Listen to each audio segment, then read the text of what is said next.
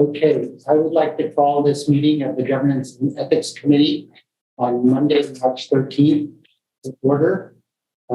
Can we have a roll call vote? Roll call vote, Member Jean, Here. Member Shahal, Present. and Member Park, Here. and Member Gilmore is absent today. Thank you. This meeting will be recorded. The Zoom application will notify you that this meeting is being recorded. Please press continue on the Zoom application to stay in the meeting. Use your hand feature in Zoom when you would like to speak on an item and to lower your hand when you're finished. Please unmute and call to speak and mute yourself when you are done speaking. If there's background noise coming from a participant, they will be muted by the host. If you're calling in by phone, identify yourself by name before speaking on an item. Press *9 on your phone to raise and lower your hand. Press *6 if you are participating by phone. I just wanted to say for the record, this meeting started at 3 o'clock. Thank you. Okay. So we have a consent calendar.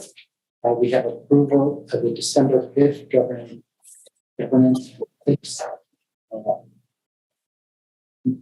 meeting minutes. Does anyone have any comments on that? Okay, is there a motion to approve? So, okay, motion by Councilmember Chahal, seconded by Vice Mayor Park. Roll call vote. Or just a voice vote? I'll just do roll call. Member Jean, Yes. Member Park, Yes. Member Shahal. Yes. Thank you. Okay, passes unanimously. The next item that we have is public presentations. Is there a member of the public that wishes to speak on any item that is not on the agenda? You could raise your hand if you would like to speak. Okay, seeing none, we'll close public presentations. The next item is general business, action on the 2023 Governance and Ethics Committee workshop. Is there a staff report on this? This is a work plan. We reviewed the December 5th committee minutes and went back and listened. And I think we've captured everything. You'll see many of the items that were discussed are on the work plan for this year.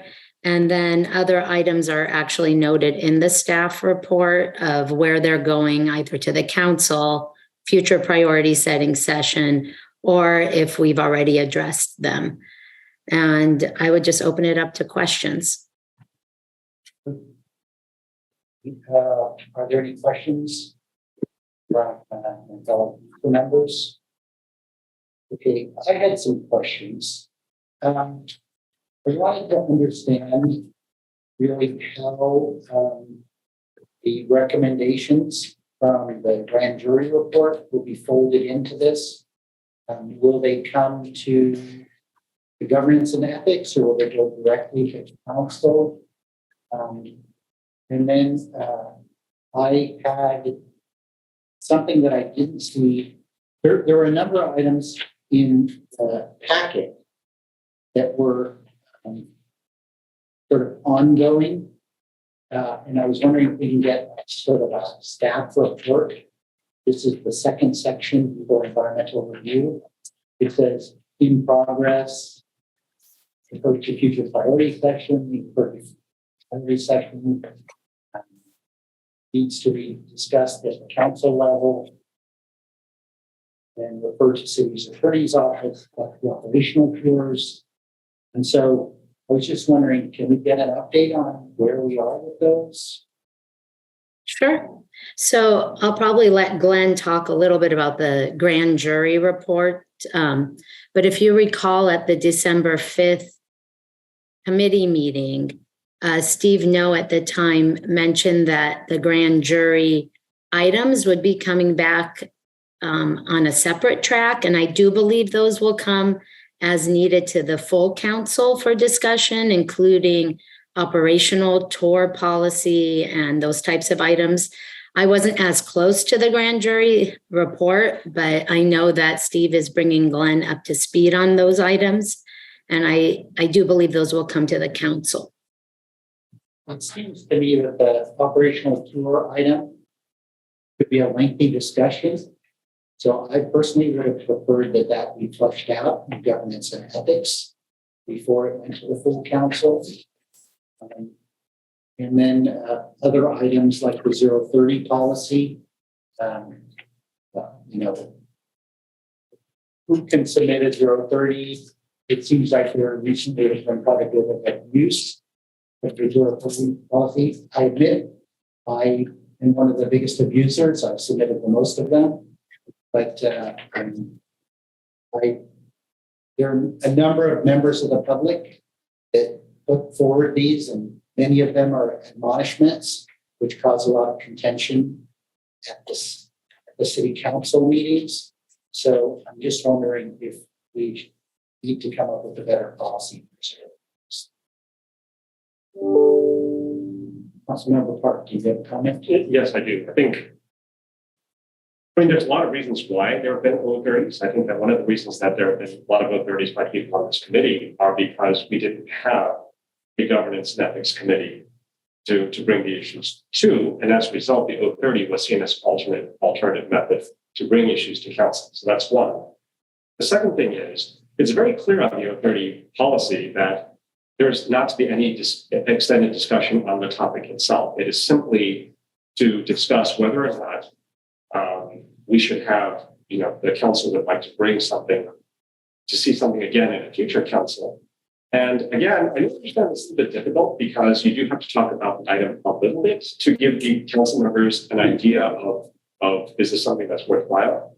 But I would really like somebody to step in when extended discussion exceeds simple description of what the item is. I don't know a way to do that. I have in the past seen, like in planning commission, the city attorney, a representative, it's a city attorney's office representative has often acted as the parliamentarian to stop discussion to do things, but there does not seem to be an official way council to do this. I think that should be part of the discussion as well, which is who can step in as parliamentarian, who can, whenever there's a breaching process, who can step in to address that? And right now it's the chair. And the bigger problem is if the chair is the person causing the problem, how do you appeal the chair? Who do you appeal the chair to?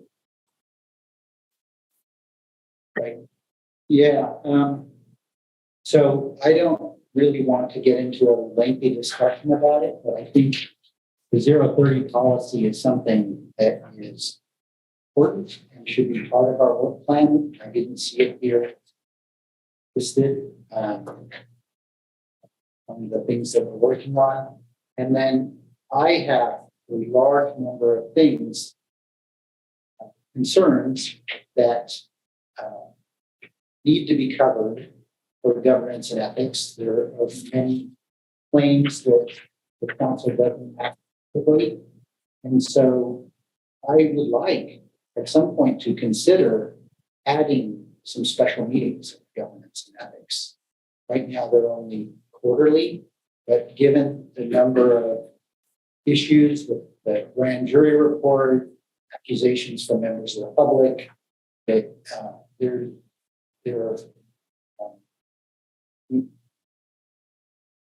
there's a need for more meetings. So, I don't know what staff was suggesting for how we would do this. We can just go over what is needed and make how we run that. Sure. If maybe there's something we could add to them. And if we can't, if the meetings will be full, then we'll just have to have a special meeting. And we can definitely bring back 030 as well for the committee review. We'll add that on one of the meetings. Okay, Nadine, did you want me to share the work plan on the screen? Would that be helpful? Or do you want to just talk about? I think it would be useful for the public. I think there are 4 members of the public now. So it would be good for them if they haven't had a chance to review the packet. So we can, let's do that. We can go through them meeting by meeting, just briefly to discuss how important the members feel each item is, and whether maybe we can reshuffle some things. Does that make sense to Michael? So, of course, this meeting is already done. We have our agenda. So we have 4 items on that. So the next meeting will be formalization of the Citizens Advisory Committee. I personally consider that to be a low priority item, even though I was the one that raised that, simply because that committee is not meeting. That committee is inactive. Perhaps it could be reactivated if there was more support from the city for that committee. But I think we have other issues that we have a number of forums through Facebook and through other social media that allow citizens to hear their comments or suggestions. So I personally would say maybe we could replace the 030 for that. And then we have this council policy and proclamations combination certificates. I don't know why this was a big issue. Can somebody explain to me why that was considered to be? Thank you, Chair.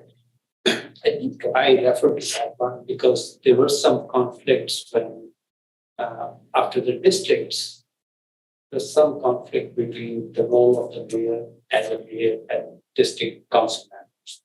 And there were a couple of instances when a council member requested a particular commendation certificate and it's issued by the mayor, of course. And you know, in the past, we did had a sign, all the council members used to sign some of these memos or some of these issues. But the mayor said, no, I'll be the only one signing that.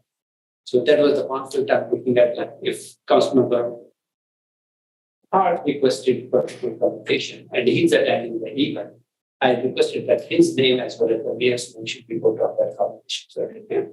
And because all these commendations or proclamations, everything should not be happening on the council.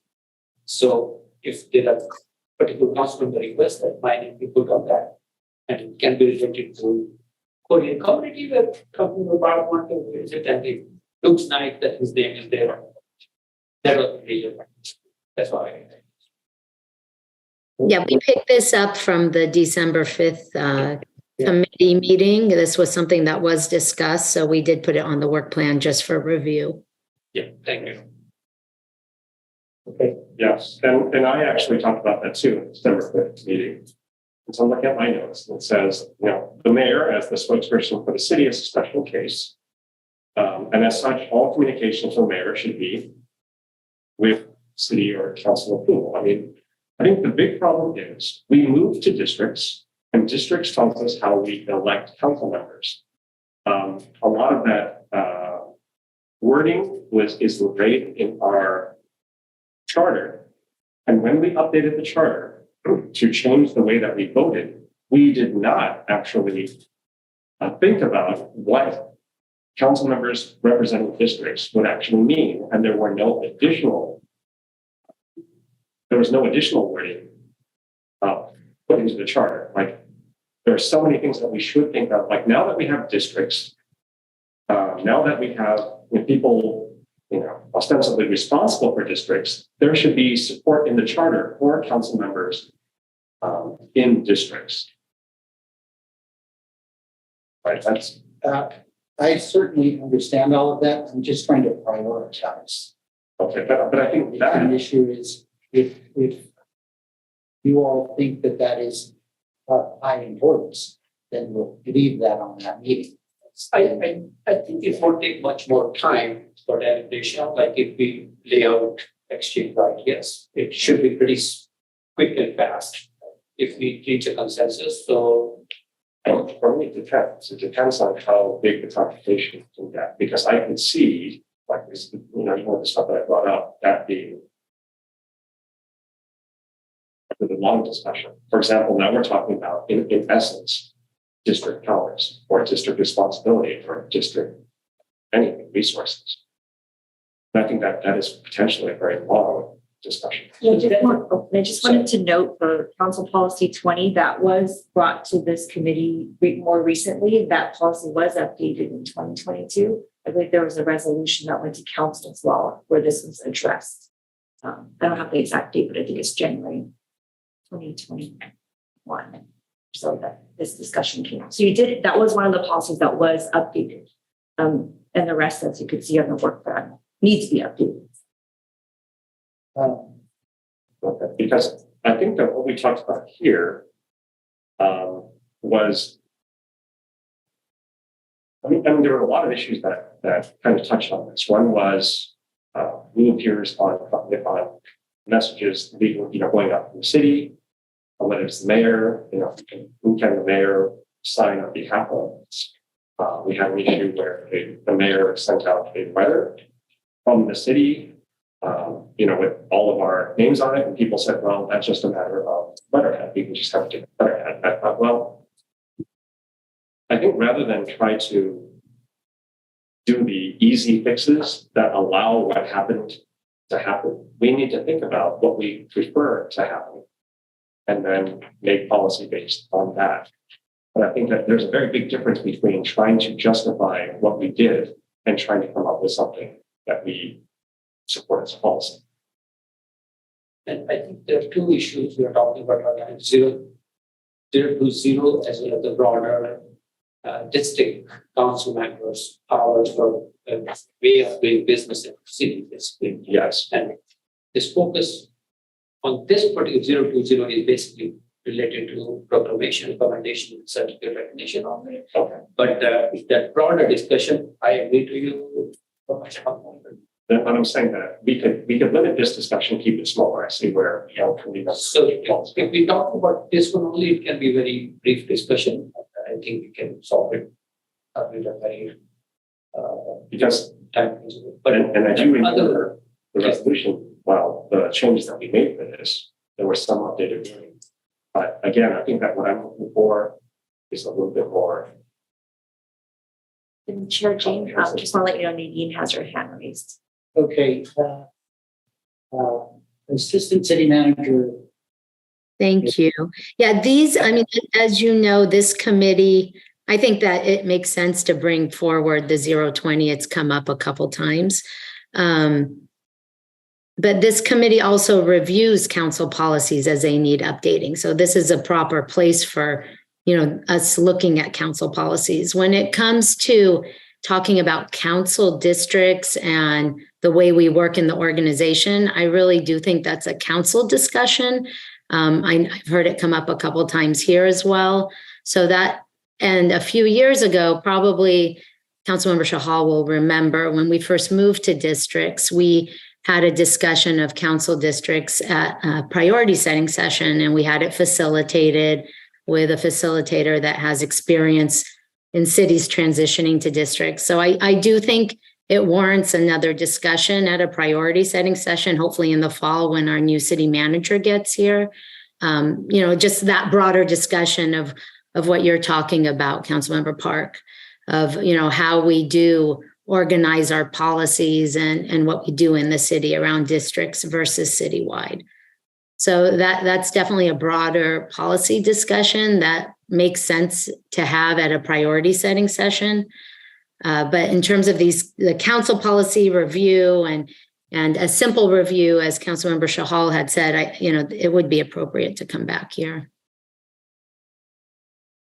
Okay.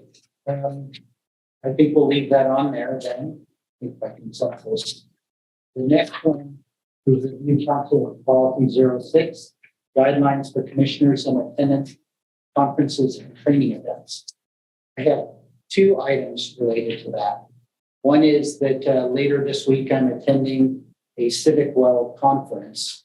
That it will be at Sillamar. It will be discussing environmental issues. So we have a budget of about $75,000 for city council to attend events. Last year, we only spent like $7,000 or $8,000. Previous year, we spent much less than that. But there doesn't seem to be a policy for how any council member would request to attend a conference and how much, say, you might allocate per council member. Maybe we allocate, 7,000 per council member and then 20,000 to the mayor, something like that. But something that, that's why I brought this up. Then another thing came up with the planning commission, where they have conferences in Oakland that start at 8 a.m. But the city policy is if it's within 50 miles, you can't get a hotel room. So given the traffic situation in the Bay Area, it doesn't quite make sense to, not to have that policy. So I believe that should be revisited. So that's why I was interested in putting this on this. Yes. So I do agree. Like we do not have any clear set guidelines. Like I can give you an example. Like my account members going for certificate trips. Yeah. Is nobody was informed. It was just okay. We can go and like you took approval for one of these conferences you attended recently for your council. So, but nothing was done on that. And actually, I was planning to go to one of the sister city conferences, but I was so after you took the permission, you took the council approval. I thought, oh, should I take approval or should I? Because I want that to be clarified first before I jump into it. Just like we had the operational tool issue. I don't want to get into the fact. So, clarity on this thing will really really second. Clarified if there is a council budget and if there's a district budget and they have a prerogative of within that budget. For each trip, you can mention no more than 20% will be spent on one trip or something like that. That will be defined. And how we define it is up for discussion, but I will think that we should have clarity. There's also the issue of how much we budget for commissioners to attend, because the planning commission budget keeps going up and down. And it used to be 20,000, now it's down to 10,000. When I got on the planning commission, it was like a whole new degree that I got in planning law and land use law and all of that stuff. So there's a lot of training that should be done for planning commissioners to make them effective at what they're doing. So we should not be skimping on the planning commission training budget. I agree. The budget we have right now is very minuscule. Did not suffice the amount of training and amount of exposure they need basically. Okay. And it can be part of the budgeting also. And Chair Jean, we also have Nadine's hand raised. Okay. Sorry, it's awkward. I'm here remotely. That makes a lot of sense. We do have a travel policy, and I think that we'll engage finance and the auditor's office, and maybe they can come for that discussion. I think the budgets for the last couple of years, we probably adjusted them because of COVID, but we can take a look at those now, especially since we're going into the operating budget review. So we will take a look at the budgets, but it makes sense to have a policy for council members' travel. So I think we can definitely come back with a discussion and bring finance in here as well as the auditor's office. So that concludes the June 5th meeting. Did we agree that we were going to replace the CAC with a 030? We didn't take any action on that. We didn't, you made a suggestion, but we didn't act on that in any way. I do agree that, like CAC, I believe all the members at some point. I agree that it's not active right now, but again, chicken and the egg, you alluded to it, which is if they had more support, I have no doubt that they would be more active. But right now, I think rather than talk about the issue and surprise them into action, I feel that maybe we should defer that, put the O30 item in instead, and then work with the CAC to find an appropriate time to put that item back on the agenda. Does that give staff enough time to prepare for 030? Yeah, I think we would bring the policy back and try to get some input for what you want to see in it. And then come back with a revised version to the committee and then go to council for the final approval. So, I mean, to put it on the quarterly meeting, we'll definitely be prepared. I don't know how much work we'll put into it, just not knowing what you want to see changes on. We'll come with some options of maybe what other cities do. Yeah, we don't have to finalize it. It would just be a discussion and then. Yeah, as long as we can get input from you first and then come back with a revision, that makes sense. And then would it be possible for us to take action and then replace it on the agenda for, say, the December meeting for action? To refer it to for final action and then to refer it to a council meeting. I don't know. Approval. Yeah, we need the full. For putting things on the agenda for future. Well, if you refer it to the full council, well, if we do revisions, we have to have it approved by the full council after, if you have revisions to the council policy. Okay. So we will do that. So the first review in June, and then depending on the input we receive, we would come back in December. And then we'll see the timing to go to the council. Is that what I heard? I think so, yeah. Can you restate that? That we would come in June with a 030 review for the committee and receive input from you. And then we would come back in December with a red line version based on that input and a final approval, if it works out. And then we would go to the council for final approval by the council. Can you do it in September? Like, why wait till December if you're finalizing in June, if possible? We could try, definitely. Okay. And my other comment I wanted to make about the Citizen Advisory Committee, are they active right now? They have office holders, right? Well, they have not met for over a year. So presumably the office holders would have been voted out by whoever was not meeting. So they did not meet last year.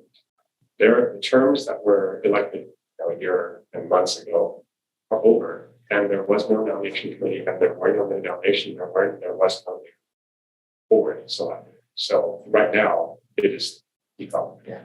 The only reason I asked that was it would be a good idea to take a feedback from them about that committee, what they suggested, what are their suggestions are. Even if they are defunct right now, they're not there. But the staff should be. I suggest that staff should contact them and take some feedback from them about the operations of the. Yeah, the last chair or president of that group did come to them.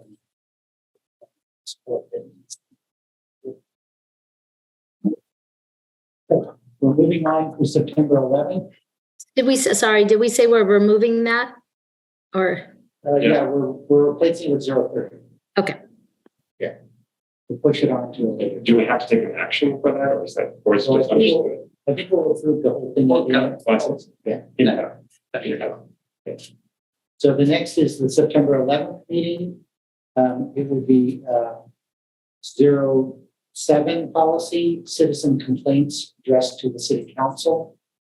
There's a formal process. It was in our packet about how complaints are to be handled. The different steps, basically escalation steps that we go through. Any comments on that? Yes. I can make a quick comment. Like I read the staff report, how to handle those complaints. My only suggestion and request to the staff is, once we are sorting out or finalizing a complaint, most of the time it just goes to the resident only. And the council members are, at least I have several occasions I was not even informed what happened to the resolution. And I know we do have that spreadsheet, says resolution yes or no, done or nothing. But with that, I can't find out what was the resolution, how it got resolved. So the final resolution copy, even if we are going to the resident for resolution, I would like that the concerned council member who referred that item, or maybe the whole council, be kept in loop for that. That's my only request, and it has happened multiple times. I'm not sure that the council member. So that's my request. In the time we find out that one, but this request can be implemented right away. Okay, the next item on the September 11th meeting is the email retention policy. And we had a lengthy discussion about this. It was, I think what I heard was staff thought that it was doable to automatically retain all the emails for 2 years for just council members. Maybe planning commissioners. We could have the discussion and finalize the thing. So yes, I would like it to be retained as much as possible. That's first thing. But right now, I'm not even clear in our policy. 90 days or it's 90 days. I heard some of the dissenting views on that, so I don't even know. Yeah, currently public records on your email. Well, so public records should be held emails for 2 years, right? But your email retention is 90 days. So you have to actively move whatever is considered a public record into another file so that it's saved. So I think that's the concern. Right, it's onerous. Yeah. To go do that. Because if the law says 2 years, then it should automatically. IT is prepared to come in September, as well as, we'll look at the retention policy itself. Nora will be ready as well with the attorney's office.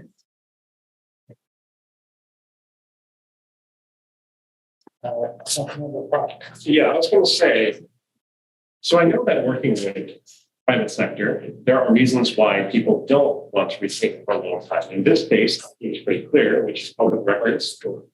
It should be held for 2 years, which is not consistent with email retention for 90 days.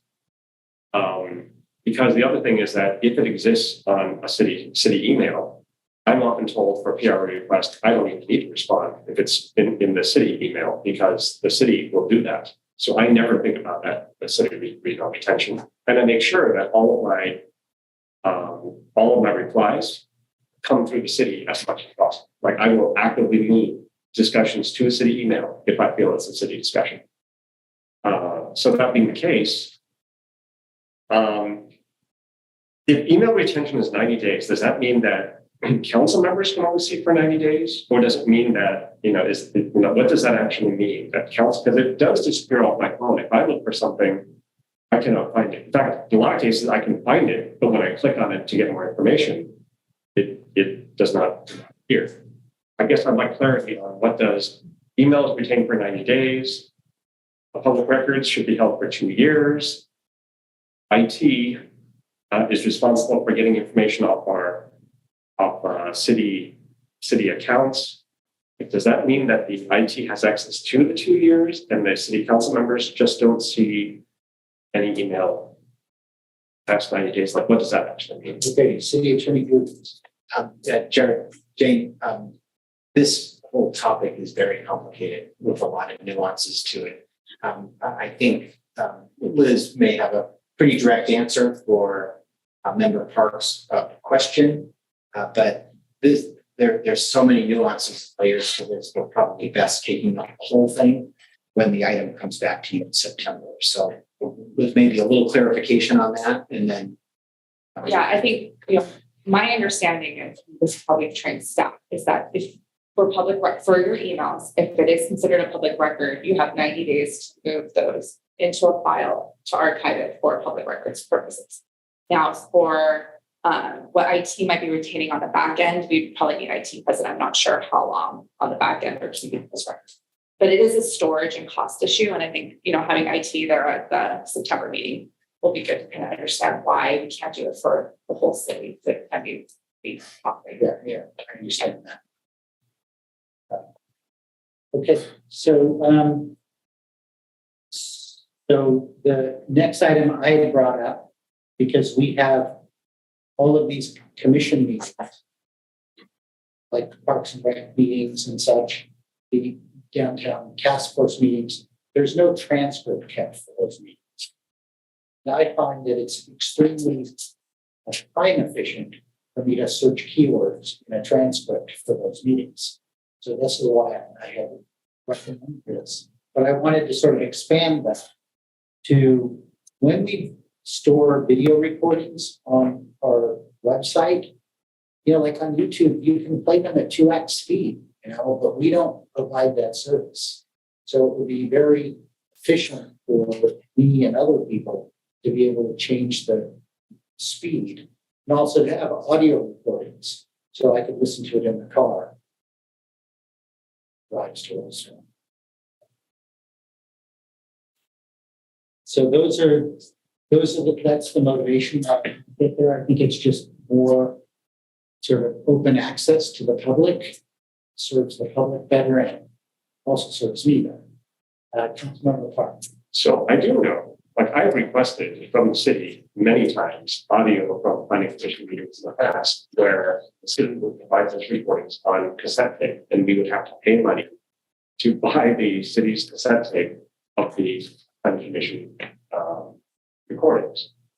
And I do know that was in 2012, 2013, then city clerk, Jeffrey Jr., proposed changes that basically reduced the amount of time that we withhold some of these recordings. I think that some things were 2 years, some things were 10 years. There were some things that went into the vault after some time.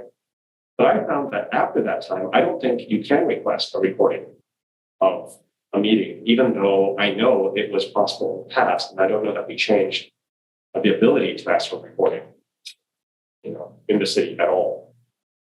If the response is that we no longer do this, then I feel like we've actually reduced the number of services that we provide to residents. The second thing is if the answer is you have to go to YouTube.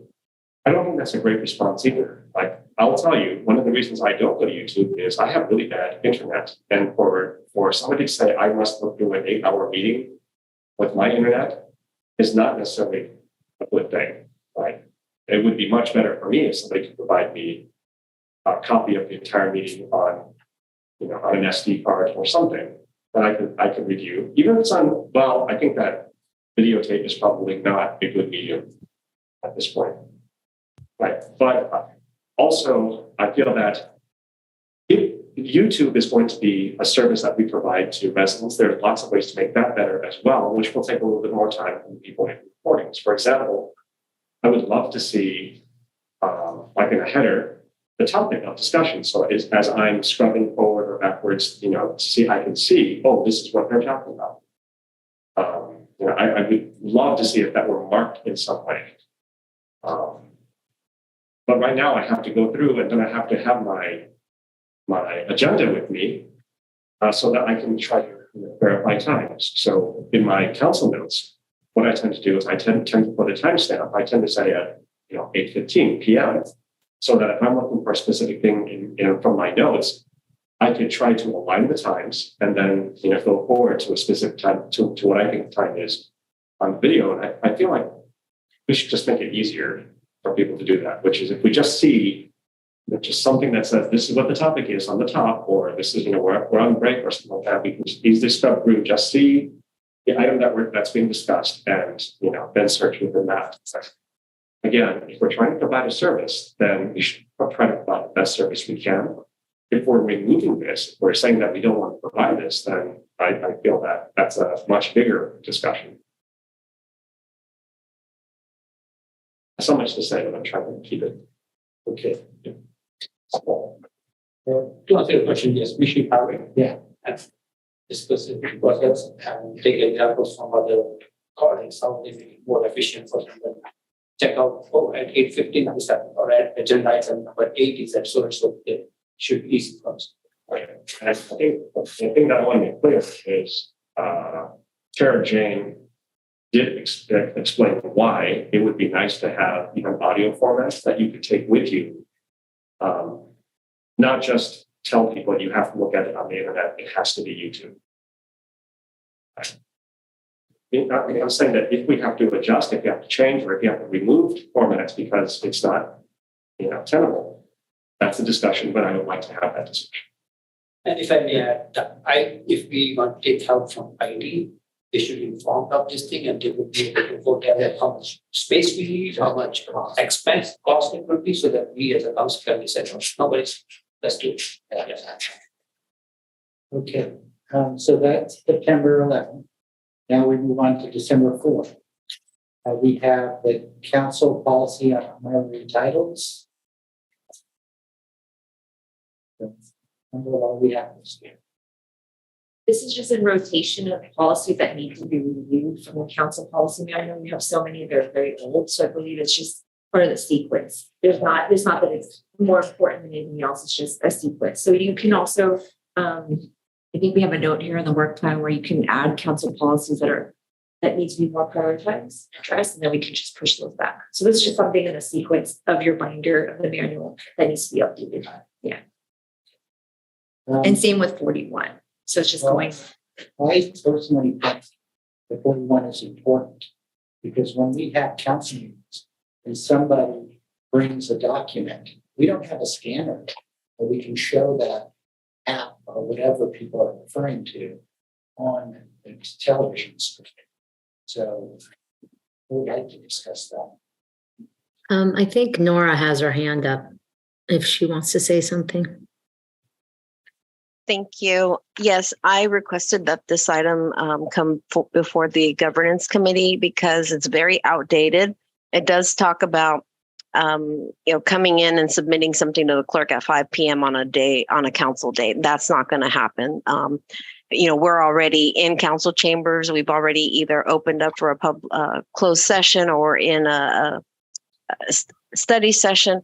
The public needs to know when they're able to submit their written or audio so that they can have their voice heard. Completely agree with that. But we need to be able to manage when we're receiving things as well. So that's the reason we wanted to add that for cleanup.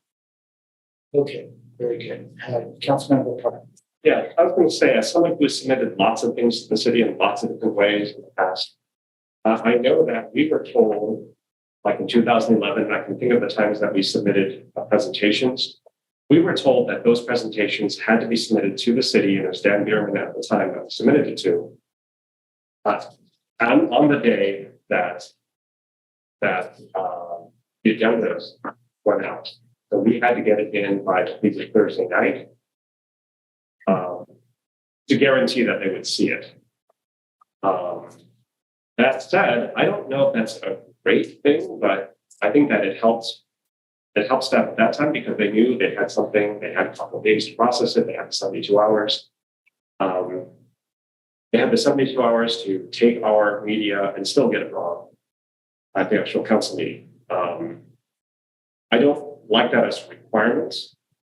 I think that it should be easy for residents to submit anything. I do know that if we had paperwork, for example, the only requirement is if we wanted to hand it out when we came to council, we had to have, 7 copies, one for each council member. And I thought that was okay, but there was no guarantee that the public would see it unless we also distributed ourselves to the public because they weren't going to show it on the big screen. Yeah. Okay. So I'm just talking through. I think that there should be some service level agreement that says, yes, if you want to show this and you want to have it presented, then here's the time frame that you must have it by. And after that, there are no guarantees. But I do not want to limit the timeframe in which a resident can submit something. Like if they want to submit it at the time that they came out in front of city council, I think that should be possible. But I just like it written someplace, the policy that says, well, if you do that with video or you do that with something else, there is no guarantee that you will get it. Okay. And I think that's basically what Nora's saying. I mean, she wants something in the policy that gives her some time to get it prepped for the council meeting, because a lot's going on, obviously, on any given council meeting Tuesday. But the public can always submit something to the clerk's office, and she will always send it out, via post agenda material or prior to the meeting. She has a process for that. So I think we're saying the same thing. Yeah. That's correct. Thank you. We've had this in the past where folks want to attach something to a staff report that's coming forward that they are submitting a petition on. Usually it's a CDD report, community development report. And I tell them, get it in by the Wednesday, because as the council has asked to have agendas to go out on Thursdays, that is the norm that we are held to get our agendas out by Thursdays. And the current policy also does state that 10 a.m. on the day of is the cutoff time to submit anything. If you want an audio item, because we have to test it and make sure it's compatible with our system. So we're not in any way saying we're not going to allow anything to come in. We're just trying to set manageable parameters. That's it. I fully agree. I mean, if you have something that's audio, it could be spamming us. You need time to review it. There could be, profanity in there. That makes perfect sense that you have a time limit for that. But if somebody comes up and they just have a map that they want to show, and if they could put it on a scanner, that would be a benefit to our residents. So, okay. Let's move on. Community benefits policy. Is this relating to the CDBG grants, or I don't recall? No, I don't recall the details. This came from the previous work plan that we didn't get to, and CDD is working on it. I would need to check in with Rena, but we did put it on here, and they requested that it come back in December to give them a little more time. Yeah, we've had discussions about, various community groups wanting to get grants and to come up with a grant policy for that. And we had an issue where we were handing out small CDBG grants, but when you take money from CDBG, you have all this reporting. It ended up costing like $7,000 per grant of staff time to review those. So I was pushing that we have a minimum grant size for CDBG money, but then if you want to provide money for, say, Roberta Jones, or for the what's it called, the Spotlight, Showtime. So if we wanted to do things like that, then we would have a policy for providing those grants and benefits to people. Applications policy. We ran into this problem with Washington Park baseball district, right? So I fully agree that we need to revamp our policy.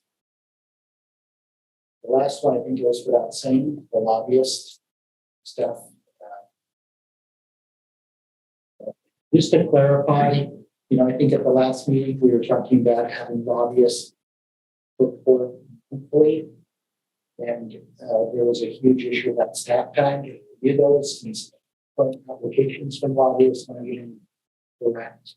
So we need the city manager's office, and this will be good in December. The city manager will have 6 months here and be able to come up with. And we'll work closely with the attorney's office on this item. So I think this is our work plan, but I have 2 other things I wanted to discuss without somehow slipping them in or figuring out how to do them. One was special meetings. We've had a huge problem where a council member wants to do a special meeting, we have this crazy form where you have to get full council members to sign. But then there's a Brown Act violation, so we had to go to the city manager. And it was never clear that how the council member could avoid Brown Act and still call a special meeting. So we'd like to put that in. I think it's important for us to discuss sometime. And then maybe a discussion about tracking benefits or budget per district. That is of interest to my fellow council members. You know, part of the reason for having a mayor at large is to prevent turf wars. I don't want to create a turf war fight, but just out of fairness, you may want to do some tracking at a district level. So that's pretty much all I have. Nadine has her hand raised. Yes. Thank you. Yeah. Sorry, I didn't hear that. So. Assistant City Manager Nadine. Oh, sorry. The volume isn't good on my side. For the council district item, I will talk to our finance director on it and see if we can come back. But I would recommend that we come back with a larger discussion on council districts at the priority setting session. And that may happen even before we can come back to this committee. But if you give me a little leeway on that one, I think we can schedule it for the priority setting session and have a larger discussion about council districts and the different things we may want to do in terms of information on that one. Yeah, I'd certainly want to know what other cities are doing. The districts. Yeah, especially some that have recently transitioned. That would be helpful. Yeah. Councilmember Park, did you have? I did. I felt like for special meetings, I've talked to a lot of people about this, and I was told that as long as you don't discuss the topic of the meeting, you can ask for a special meeting to any number of people. I've not done that out of an abundance of caution, and because in the past we've had staff members tell us that no, it needs to go through city manager. But when I talk to anyone else, they tell me, oh, that's not true. You can ask any council member for a special meeting as long as you don't talk about the item. Right? It's kind of like a 30 request. But again, it would be really nice to get we need a written policy for that, because what happened was during the CVRA lawsuit, there was an appeals hearing, and I wanted to have a special meeting.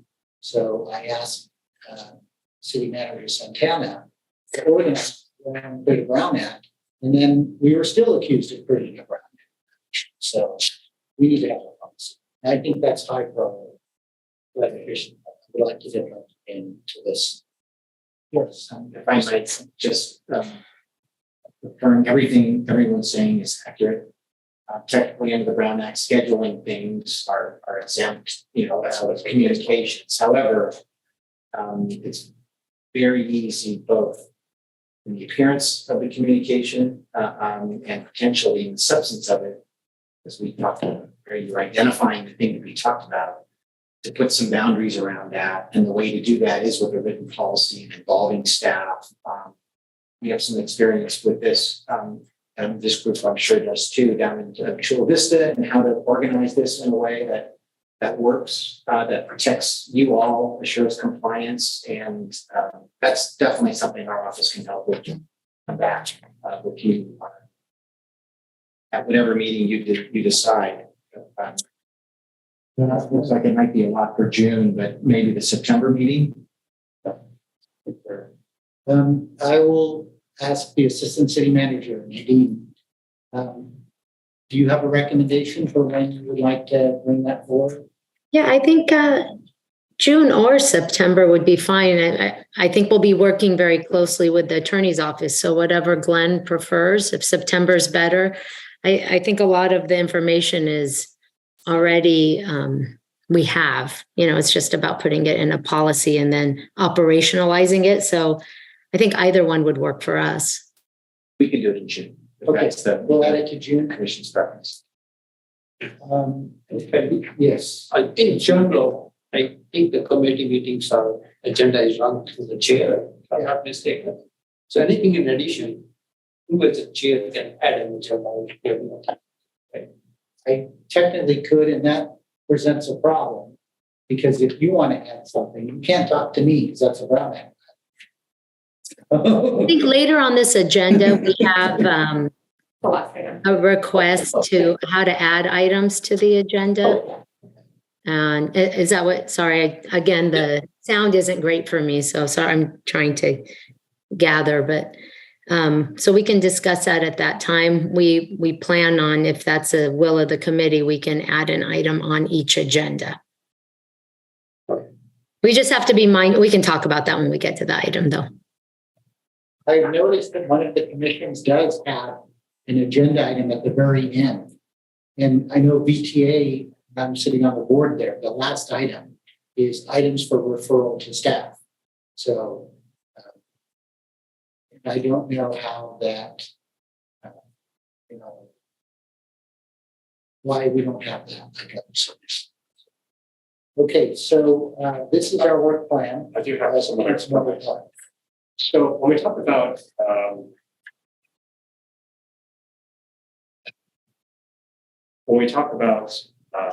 review for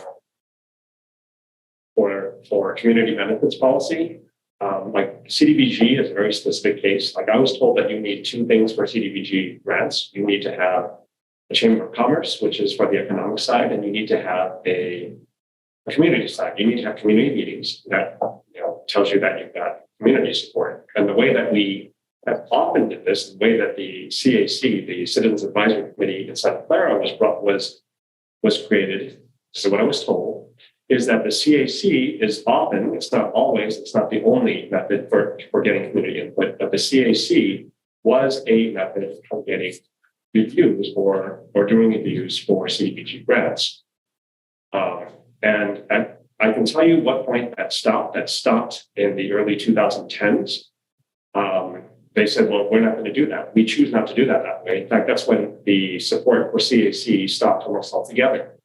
And without going into political reasons, I think that if we can reduce the work, if we can engage CAC by giving them not approval authority, but some review responsibility, maybe we can find something there. And I'm bringing that up because as we're discussing or as we're thinking about how to bring CAC in front of this committee again, it would be nice to think about all the other ways that CAC used to be involved in the other items on the list. Okay, very good. And so I have it on that the work plan will remain the same with the following changes. On June 5th, we'll drop the CAC. We will add just a discussion of the 030 policy and how the mechanism by how we call special council meetings. And then on the December 4th meeting, we would approve a recommendation, the 030 policy to the council. Those are the notes that I have. Did I miss anything? You had discussed 038 on December 4th. You just had a question. So that one stays. You still want to discuss that one for policy 038 for December 4th. Keep that item. Oh, We'll start with the June 5th and see how quickly we can get through, depending on how the revisions come in and the input from the committee. okay. And then you're saying that you would drop that or drop it for December 4th? Is that what you're saying? The 38, that's the honorary titles for December 4th. Depending if you have time, right, Nadine? That's what you're saying. Get through June 5th to see how far we get. I'm sorry, I'm having a hard time hearing, but let me. We're gonna on June 5th. We'll hear 030. We'll receive input on any revisions, and then we'll bring back a red line version at some point to this committee in September or December, depending. Correct. Yes. I was asking for clarification on council policy 038 honorary titles that were for December 4th, if they wanted to still address that. Because there was a question. I think we could leave that on there. We didn't add anything to that agenda except the approval of the 030. So I think we'll just leave it there. So do I have a motion? I think with those changes, I make a motion to approve the work plan for 2023. In second. But I have a couple other items I want to discuss. Okay. Sure. Go ahead. Sorry. I take that one. But I also want to discuss, if we're just talking about potential items, parliamentary process. I mean, we brought this up several times, but we don't really have a parliamentary process. We don't have a parliamentary official. I know that other commissions do it different ways, and I would like there to be a way to discuss for city council as well. So I think that there has been confusion on the council about particular things, like calling the question, substitute motions, and for some reason, we still seem to get hung up on how those are processed. So, But it's going. I mean, if somebody has a point of order, there's no point of order. There is, if somebody wants to appeal the chair, if we feel that if the chair is not being following the process, who do we go to? Like, there is no one higher than the chair in that council right now. And like, we don't have somebody higher than the chair, but we have a recognized authority, usually like a parliamentarian. Usually the parliamentarian is, in my experience, managed by an attorney or a lawyer at the meeting, because the attorney is the attorney's office is the body that is trying to make sure that, you know, whatever the body is doing, whatever the body is following the process. I just feel that there needs to be a way for this to happen. Right? There needs to be a way to do this. I have been stymied many times because I know a little bit about the process, but I don't know who to appeal. I don't know who to go to for the parts of the process that I do feel I understand. Right? And if there is, again, there have been many calls for points of order, and I know how that should be processed, but I know that I've never seen a point of order processed at all, in fact, on city council. so if I know that on the planning commission, the city attorney often steps in to help with parliamentary procedure. I have not often seen that at the council level. So, Councilman Charles. So I have 2 seconds talking about discussion on this topic, basically. And the council on one particular council board setting, it did come up with something for temporary. And it may be working, may not be working, but we need to refine that. Because I want to make sure the council members or the council, everybody on the council that are having time for having discussion. And there have been instances where the discussion have been cut short, basically, because it's not that couple of hours, the couple of percent can only speak one time. If I put an idea forward and you come up with a rebuttal or favor of that, if you will speak on that topic, the discussion has to be wholesome, it should not be cut. So from that perspective, like we need to look at the policy matter that was decided as a temporary policy, but we need to make sure we follow a particular process so that chair as well as all council members have good due process for discussion of any topic. Yes. Chair Janet, I might suggest, again, as part of my coming up to speed on like procedures, different jurisdictions operate different. Some of them draw on same things. Robert's Rules of Order, I know is common, and then most of us develop, write our own specific rules to deal with particular things that Robert's individuals, or frankly addresses the two about the thing, and it needs to be more abstract, you know, that is clear. What I might suggest is there's a lot of to this, is that if business staff is comfortable with this, working with my group, come back for, with a presentation to this group, maybe at June 5th, if possible, to outline for you what your existing rules are and to outline for you what rules, because I've been told there's a couple of rules actually laying in wait for you, that some action was taken, or informal action, been informally adopted, but to give you a full briefing, on that. And then you can decide at that meeting which of those things you might want to agendize for future discussions at this meeting. Maybe when you hear the rules that are in place or the rules that are waiting for you, you might go, okay, I get that. Now we're more aware, maybe we can enforce that. So I might suggest that if that works for business folks. I mean, June 5th is getting pretty full. So it could certainly happen in September as well, or at another meeting in your discretion. But I think a download on all of that, which can't really happen, here and out of the agendized before you hear it, might tease out for you, the particular things that you might want to address that aren't already there. Okay. So, yes, we move it to September 1. Yeah. And I just wanted to add some of the discussions I've had, just so that it's out there.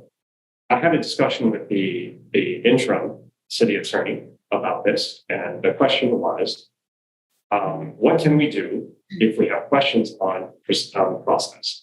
And I said, well, planning commission, the city attorney staff often steps in to say, well, this is what I would recommend. Right? And it turns out that prior, when we had the full-time city attorney, we would have city attorney stepping in to say, well, this is what I would do, this is what I wouldn't do. But when we had an interim, there was no, I said, this is what I would like. And the response to me has been, well, that's not an explicitly stated, it's not an explicitly stated role of the city attorney. And as a result, as interim city attorney, they were not comfortable stepping into that role when not explicitly stated.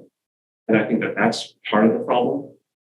I mean, to be honest, there's lots of rule systems that we could use. We don't have to follow Robert's rules, we can follow anything, but there should be a way to appeal the chair if there's a reason to appeal the chair. And right now there isn't. I think that that's the problem. Right? It clearly says that the mayor chairs the meetings, but I think there needs to be some balance. That's what happens if the chair, for example, it could be somebody else. I chair a meeting phone call. What happens if the chair does not understand or is not following the process? But there has to be some process for it. Or do you accept having a presentation from city attorney? I do. I was just trying to add why the previous interim city attorney was not doing that role even when we asked. I just wanted to add that as the main. Yeah, I appreciate the point. Yeah, and a lot of this is, to be honest, a matter of style and the unique kind of culture and interactions in those bodies. The presiding officer here has a substantial amount of authority, and that can work. But I understand your interest and need, and so us looking at those rules, giving you a full presentation on it, and then of course ultimately the full council deciding the extent to which those should and need to be modified. So in your discussions is the path I'm with you on, and it looks like you're okay with September. Certainly have plenty of other things to do. I know it's a priority. If I can get done sooner, I'll come back to Jersey. Okay, yes, Councilmember Chong. May I suggest that if they are ready with that plan by June 5th, for presentation on, not for deep discussion about it, they could present it on June 5th, and then we can discuss it during the September. If it is just a presentation, I'll leave it up to them. If they can, we'll agenda something for September. Very good. Well, we can add comfortable with if we're ready. Okay, that's my point. point. Present on the 5th with the idea that it would be no later than September that we cover. Okay, that's part of it. Councilmember Park, you had other issues? No. I'm saying to Member Chahal's comments, I would say getting information early is always a good thing. That's all I'm saying. right? So even if there isn't discussion on it, getting information early and being able to think on it is much better than getting it perfect and then, getting it perfect, but much later. That's all. Yes, and we have. Whenever, we need to park out for you. We need to have a motion and we need to have a motion. I'll bet you $1 trillion. We need to have a motion and we can get that. Okay. Well, Well, I have other things, but I realize that time and priority, I will be for these. So Nadine, you have your hand raised, did you? You're muted. Thank you. I wanted to add that we will also be doing a larger meeting management discussion at the priority setting session. We had that planned already, but this will be a good precursor to that, or maybe it will come close to it if it's in the September timeframe. And then I wanted to clarify, I had a note about a policy for how council member travel. Were you planning on taking that up as part of Council Policy 006, or was that going to be a separate item? And maybe I missed it if you had it in your motion, Chair. I was planning for it to be part of 006. Okay. All right. Thank you. Okay, we have a motion. so any other changes? Just adding the parliamentary procedure to September 6th. We add that parliamentary process to be added on September 11th and rest of my motion says passes. Second. Second. Roll call vote. Nora reminded me in order to do roll call vote, so you can do Yeah. aye or nay. Thank you. All in favor? Aye. Thank you. Opposed? One favor. All right, so now we're moving on to the second thing. Were there any members of the public that have their hands up? No, nobody had raised their hand during that Okay. whole discussion. And now we're moving on to item number 3, which is discussion and direction regarding city council letterhead correspondence. Does staff have a presentation? I don't have a presentation, just a briefing. So at the December 5th, 2022 Governance and Ethics Committee, this committee heard the discussion about the mayor and council letterhead, and the use of the current mayor and council letterhead is used at this time for letters of appreciation, congratulatory letters, response letters to members of the public, letters of condolences, and also for legislative advocacy position letters. Committee members mentioned the option to consider letterheads for each individual council member and the mayor in December. If this option is considered, staff will review the current council policies where correspondence is mentioned and will update as appropriate for council consideration. Thank you. I had a couple of comments related to that. As I'm reading the policy, this is the legislative advocacy position policy. It's page PMP 052. I think it's maybe. And number 4, if a council policy relative to the legislation does not exist, the issue is politically controversial, but there is significant local interest in the issue. The proposed legislation, including a recommendation to support, remain neutral, or not support the legislation, is brought to the council for consideration.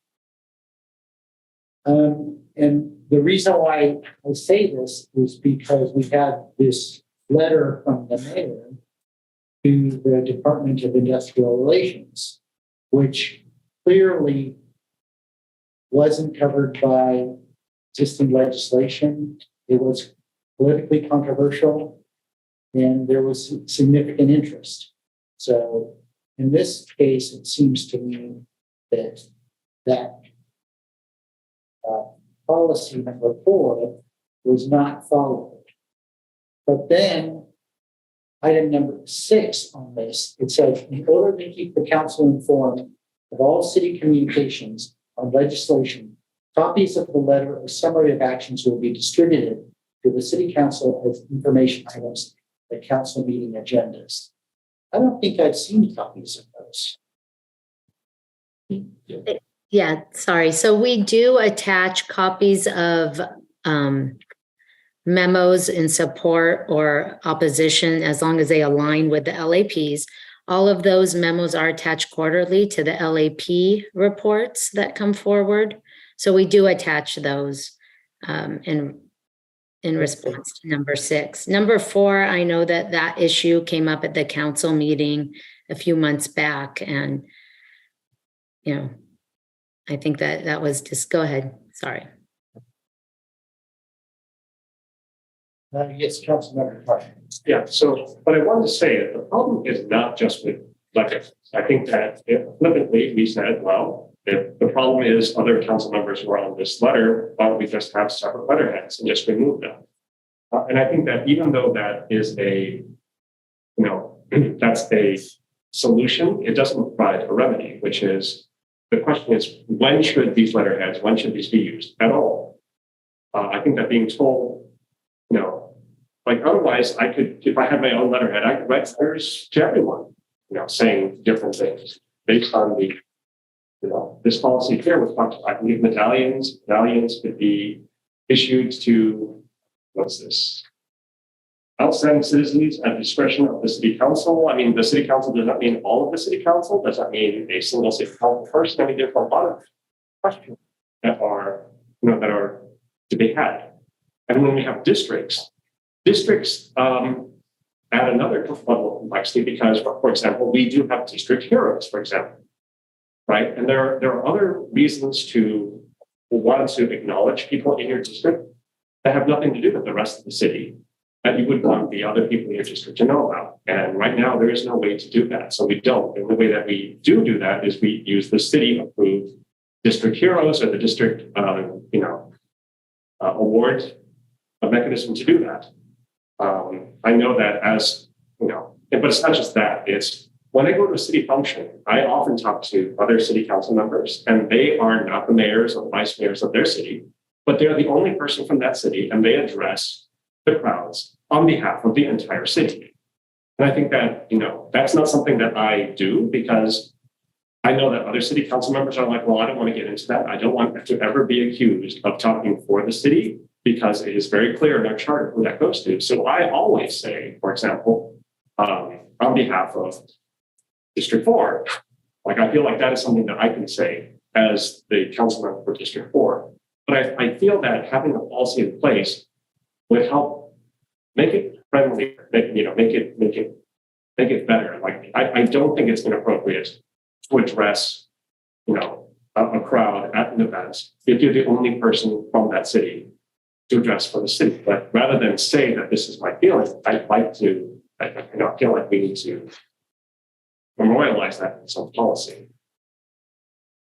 Councilmember Clark. So I do agree, this letter thing, the issue it created was the communication gap. Anything which is sent on behalf of the council, I think a copy of that letter should be sent to each councilman. If it's sent on my behalf, it's always good for me to know that what was sent on. And this policy number 4 on LAP policy number 4 clearly mentioned there is something which is not unanimous or politically controversial. I think it requires a discussion.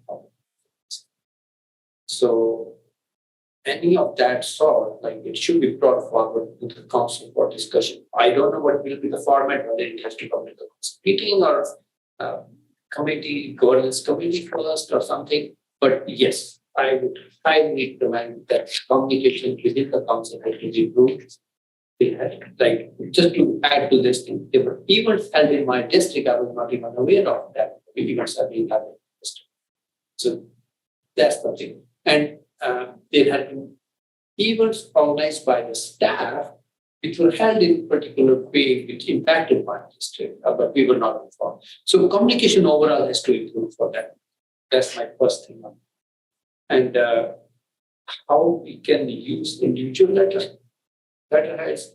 I think each council member should have individual letterheads so that if they are passionate about something, to send it to the assembly member for their own district and without taking the onus on behalf of full council. Yes, an elected official has a role to play for his advocacy, and they should be able to write a letter on their personal behalf. Personal behalf as a position of a council member, one of the 7 legislative powers they have. So that should be. Well, the interesting thing is that I found these postcards that actually are just my name on the top of the postcard. So it's almost like a personal letterhead where I can send notes to the constituents or physicians or, so if I personally as a council member want to support a ballot measure at this state or a ballot measure at the county level, I should be able to endorse those. We always do. We should always endorse measures. But I should be able to do it with my own personal letterhead. Clearly, it's not from the whole council because it doesn't have anybody else's name on it. So, Councilman, No, it's more basic than that. I get letters written directly to me from students, from other people, and it would just be nice to be able to respond to them in kind without invoking the entire city council. okay.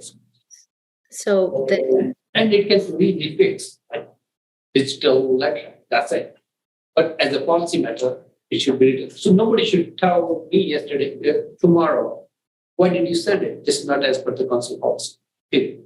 So clarification on that policy, what as a council member anybody can send or cannot send, or who is responsible for sending that, it's not the whole of the council. So those clarification need to be refined. So are we contemplating a new communications policy?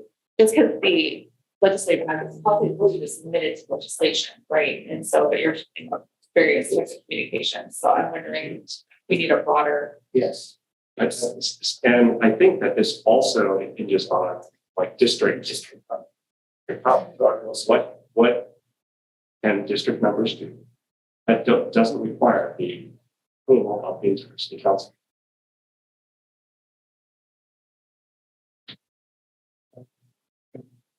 Yes. Just to identify another kind of legal limitation you need to be aware of. When the council, when there's a legislative policy that typically in the current policy to make our assignments, right, on the council. That's good and appropriate. We do need to be careful where city resources are being used. For example, city letterhead, and support, for getting something, transmitted. That's not necessarily a position the city council can be adopted.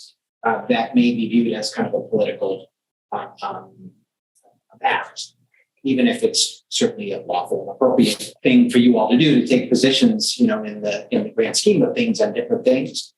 We've got to make sure we draw a careful boundary around the city resources for that, and even something as little as city letterhead could be that. So we'll build in, we go down this path, something in there to make sure those boundaries around use. Yeah. And then if we were to use city letterhead, like we use city letterhead just for thank you for a student that did something in high school. Do we need to transmit a copy of that to staff every time we use city letterhead? Is that what we want to do? Well, currently, there's no policy for it. Yes, We have to think about that. But right now, if we do any letters that our staff does put together on the letterhead, we do scan, put it in our laser piece, we store it. It's document. We can have a document for purposes. So if you were to go with a council member letterhead, then we'd have to define, that process as well. And I just don't want to cause a lot of staff time to keep track of all of these and have to send every letter I send to somebody. I think the question too is the review part. When does it validate a review process that needs to go to the attorney's office now versus it's a thank you letter to the scouts that came for a field trip, that we would just I would process. love that, but I don't need to see it. Other things I might. So to that point, like we respond to our emails and thank some of these groups. We are doing that basically right now. but we don't have the way to follow these are basically. So that's the, I think, homework for. That's an area where you have a lot more, right, where it's just community support, congratulations on things like that. And there can end up being resource issues and who's allowed to, right, say what to, but those kinds of things are me less concerned. But our emails go after 90 days. You're out, we 90 days, congratulations.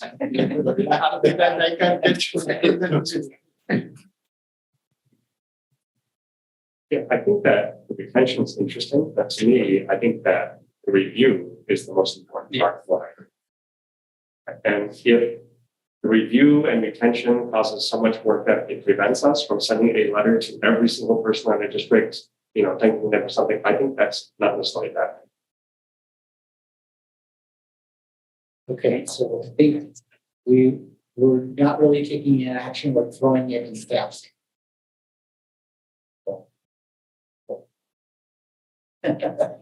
Yeah, that sounds good. We will review these comments and then come back with a recommendation for you to be able to use council-specific letterheads and how that looks and when it would trigger a review by the city attorney's office and staff. Okay, now we're moving on to item number 4. Your members of the public that any. We do not have any. Oh, I do have a hand raised. Wanda Buck. 1 second. Hi, Wanda. You can unmute yourself. Thank you. I'm respecting that this may not be the right time to do it, and it's not on the agenda. However, communication goes 2 ways, and I appreciate you're all meeting a few times a year on ethics. I don't know how it's possible for you to handle all the things that this committee is supposed to do, awards and whatever. And I think ethics are a huge issue. My concern is, how do I get a response to the letter that I sent to all the council people with some suggestions and ideas about citizen input on ethics, the broader issue of ethics? I think it's good that we're moving on. And I wonder if I should send my letter again, if I should ask for it to be on the agenda, or it just makes me feel that it isn't worthy of ethics time. So perhaps you could let me know. Again, I appreciate how hard you all work for everything, okay? It's just, I think there's room for improvement on this committee as far as frequency, how much is handled, and no response to my input. Thank you. Okay, thank you, Wanda. We'll take another look at your letter. Okay, now we're moving on to item number. Oh, go ahead. Oh, I don't think she heard you. If you want to repeat what you said, remember? Oh, yeah, I have your letter. I reviewed it. We'll respond to it. I would also acknowledge I had multiple of your emails and pretty good suggestions of improving the overall council discussions at DIAS. And I would sit with you personally about that. I'll leave it. Okay, very good. Now we'll move on to item number 4. Task Force on Diversity, Equity, and Inclusion recommendation for amendments to Council Policy 035, naming of facilities. There are staff report on this. Yes, we just have a brief summary, Member Jean. So for item 4, Task Force on Diversity, Equity, and Inclusion's recommended amendments to Council Policy 035. As you may recall, this item was continued from the June 7th, 2021 Governance and Ethics Committee meeting. As background, the committee referred the Council Policy 035 for the task force input on possible amendments to the policy, which would bring greater diversity to the naming of buildings and facilities in our city. Former staff works with the task force's considerations of historical recognition subcommittee on developing the recommended amendments for the committee's consideration. In the report, there's proposed amendment language that was redlined. In summary, there's proposed amendments include to expand the purpose of the policy to state naming actions aligned with the city's mission statement and code of values. Expand criteria to honor contributions from individuals from underrepresented communities and foster a more welcoming, equitable, and inclusive environment to reflect the diverse community, and to maintain an inventory list of all Santa Clara facilities and buildings that have been named and include background to the naming. If the committee recommends approving the amendments, we will forward the amended policy with consideration for staff resources regarding implementation of the revised policy and a resolution to the full council for their consideration. Thank you. Any comments from colleagues? I reviewed the policy. I didn't see anything that stood out for me. I'm happy to approve the red line version.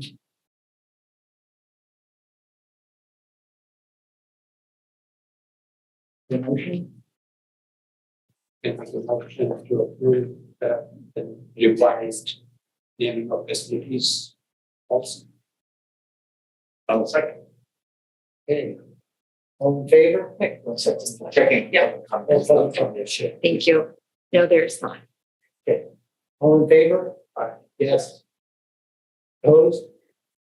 So unanimously. Okay. So the last item on our agenda is a discussion of the protocol for items for the Governance and Ethics Committee. We've had a lengthy discussion on this already. I like the idea that EPA does, which is just have an agenda item at the end for discussion of items. That would avoid a 030. Avoid any Brown Act issues.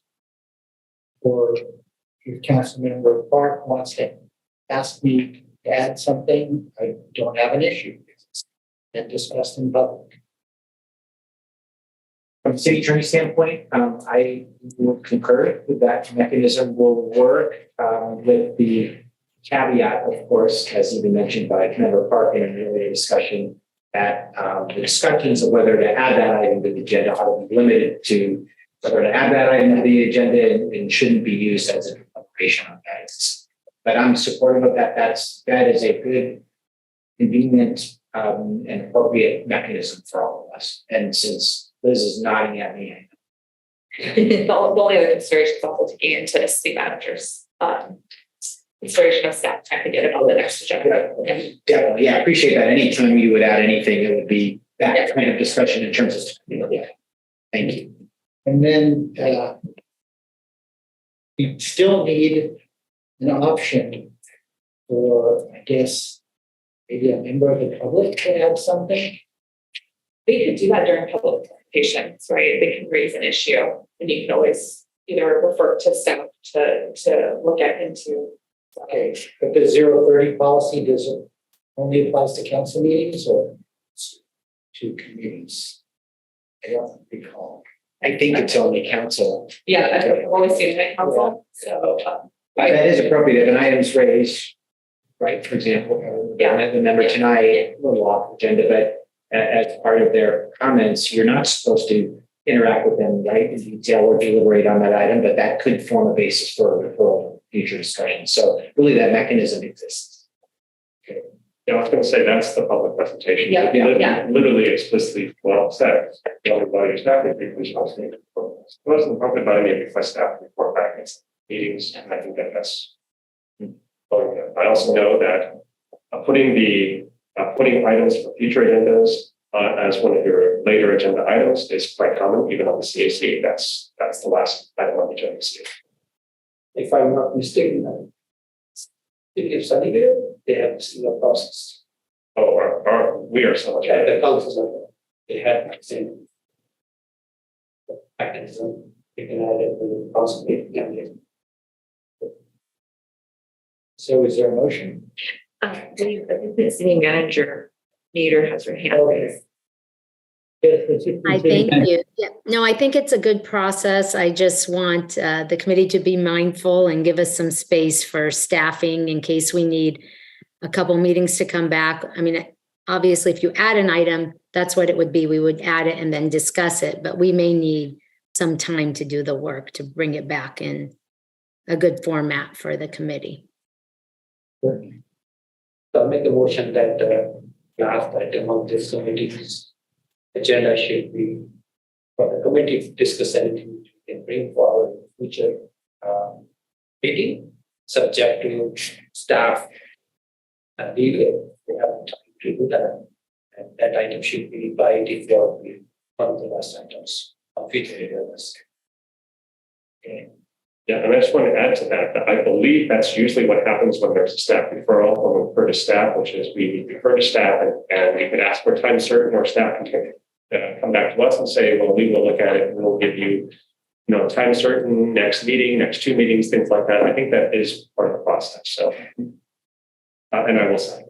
City Attorney. And I'm interested in the most convenient form for that. Arguably, you really already have that built in, to the extent we're talking about kind of the general referral process. The commissioner's report at the end really is a place where I would argue you could do that. I wonder if we even just use that to say commissioner's report, and or, referral is for future agendas. I don't know that you need to add a whole other item for it. You certainly could, but you could also use an existing. Yeah, I would just add that, and making it explicit is probably better. And would that further discussion on the same topic, like would that entail the committee to make a vote to bring it or not to bring it to that particular same meeting, or? Yeah, that would be up to you to decide as part of your procedures. The standard referral process requires some level of majority consensus, and I would recommend you use that. So that I would say that's formalized it as one of the agenda. Yes. Commissioner reports can be just a very report and we are not taking an action on that. So the commissioner, I'm sorry.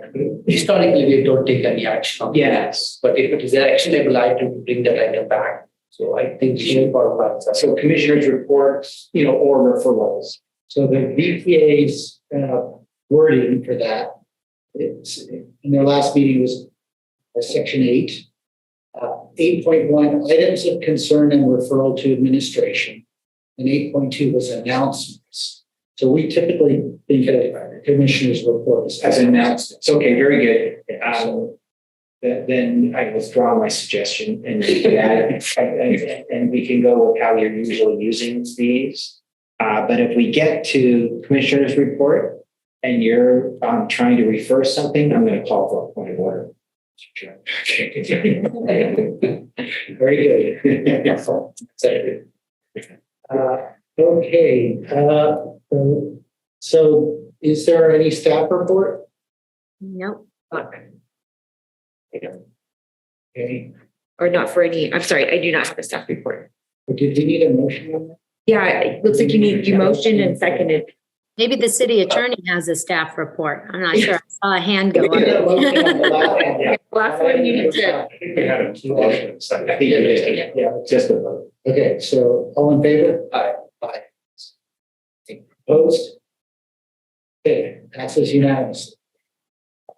Now we go on staff report. You can staff. I think Glenn. I did. I just a comment, Mr. Chairman. Who am I? Right, my first meeting. I'm already getting this. I think we did a couple of you in our one-on-one meetings. I interest in the work of this committee, the important work of this committee, and my interest with Liz, who I know also values it and wants to continue to support it, to be here and present with you. Along the lines of the ability to add items to the agenda, there's a couple of thoughts I have about things that you might take up as I come to familiarize, myself with you and your workings, and I have suggestions that would be appropriate for this group. So if I might, I'm still percolating on them. But if I might, and you would indulge me for future staff comments, I may have a suggestion for an agendized item. So I just wanted to prepare you for that, warn you about that. Obviously, it's in your discretion as to whether you take them up or not. very much happy to be here with you and look forward to working with you. And you can look forward to my perfect presentation in either June or September of your existing policies, procedures, and potential options going forward. Thank you, Mr. Chair. And I think you had expressed that you might be giving us a presentation to the council on the committee 1, 2, 3, 4. Yes, that's very much one that would be, yeah. I would appreciate that. Yeah, I appreciate that as well. I'm still learning a little bit about how things, work here and the kind of scope and breadth of that. That would be most appropriate for this group. I think, as I mentioned, maybe even a couple of you, and I'll say again, everyone's heard me talk about this. We developed a very extensive open government and ethics presentation back in my old jurisdiction that was both AB 1234 qualified. So you were able to get your certification by attending, that presentation, and took those concepts and translated them and applied them to your actual rules and procedures, with real life examples of how issues, come up. And so I always thought, and my audience typically agreed, that more than simply the 2 rote hours that allowed you to check the box, and be certified, this book gave you the value of that, and an opportunity, in real time to hear about how these things translate, into different actual rules and procedures that you have. It takes a lot longer than the 2 hours, but the iterations I've had of it before had an intermission with a pizza and cookies. So it kind of eased the pain a little bit, and even rewards for answering questions, correctly after you. So try to make it fun, but also demonstrate. I think I know city staffs, and I've observed all of your very real interest in value and the importance of open government and ethics. And then it gives also the public an opportunity to participate and engage in that as well. So working on the idea of that, it may be appropriate for me to get some input from this committee, but before I, unveil, what I'm proposing, and I'll definitely come back with that as well. Thank you, Mr. Chair. Very good. With that, the meeting is adjourned at 4:41.